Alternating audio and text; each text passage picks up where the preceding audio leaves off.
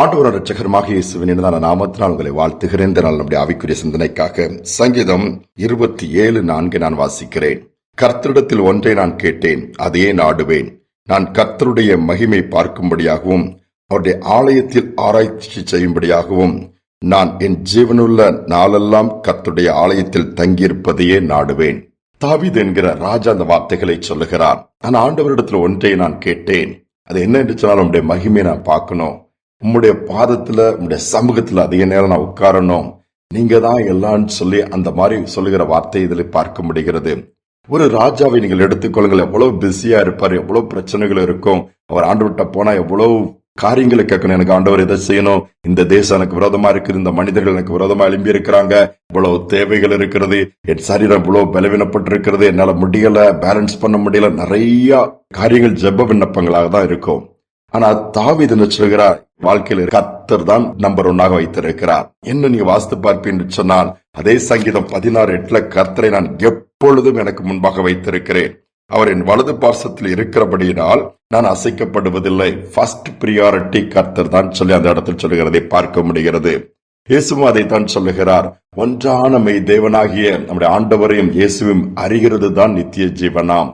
First priority நம்ம யாருக்கு கொடுக்கிறோம்? முதலாவது தேவனுடைய ராஜ்யத்தை தேடுகிறோமா, அவருடைய நீதியை தேடுகிறோமா? அப்ப இந்த உலகத்தில் உள்ள காரியங்கள் எல்லாம் அதிகமாக ஃப்ரீயாகவே கிடைக்கும் என்று சொல்லி ஆண்டவர் சொல்லுகிறார். ஆனா இன்னைக்கு பிரியாரிட்டி நம்ம உலகத்தின் காரியங்களுக்கு கொடுக்க ஆரம்பித்து விடுகிறோம்.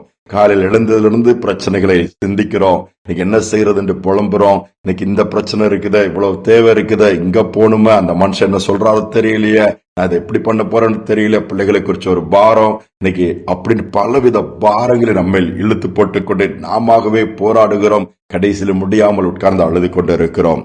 ஃபர்ஸ்ட் பிரியாரிட்டி 1 என்று எடுத்துக்கொண்டால் அது தேவனுடைய காரியமாய், தேவனை சார்ந்ததாய், அவருக்குரியதாக இருக்க வேண்டும் என்று ஆண்டவர் விரும்புகிறார்.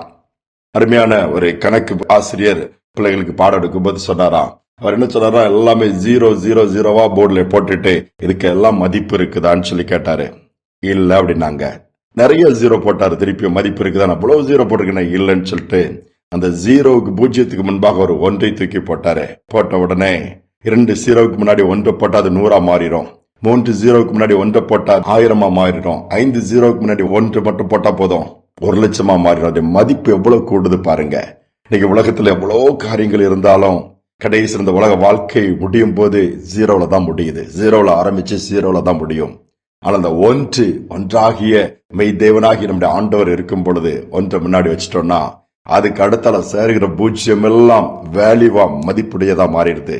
அதுதான் ஆண்டவர் எதிர்பார்க்கிறார். இம்மையிலும் நம்முடைய வாழ்க்கையினுடைய எல்லா உயர்வுகளை நாம் பார்க்க முடியும், மறுமையிலும் ஆண்டவரோடு கூட வாழக்கூடிய கிருபை உண்டாயிரும். என்னன்னா இந்த 1 நமக்கு முன்பாக இருக்கிறபடியினாலே ஒன்றாகிய மெய் தேவனாகிய ஆண்டவரை நோக்கி பார்ப்போம். மனிதர்களை பார்த்து மனிதரிடம் கையேந்தின காரியங்கள் எல்லாம் ஓரங்கட்டுங்க. First priority. உங்களுக்கு ஒரு தேவை இருக்குதா, ஆண்டவரை நோக்கி கூப்பிட்டு அவருக்கு சொல்லுங்க. பலவீனமா இருக்கீங்களா, ஆண்டவருக்கு சொல்லிட்டு மருத்துவங்களுக்கு போவங்க. எல்லாவற்றையும் கர்த்தருக்கு தெரியப்படுத்துங்க. அதுதான் ஆண்டவர் எதிர்பார்க்கிறார். நம்ம என்ன பண்ணுவோம், எல்லாத்தையும் முட்டி மோதி முடியாம போன பிறகு ஆண்டவரே நீங்களாவது பார்க்க மாட்டீங்களா, இங்கதான் தவறு செய்கிறோம். இல்லை, ஆண்டவருக்கு பிரியாரிட்டி கொடுத்து பார்ப்போம். அவர் நம்மை நடத்துவாரு, எல்லாவற்றிலும் நம்மோடு கூட இருப்பார்.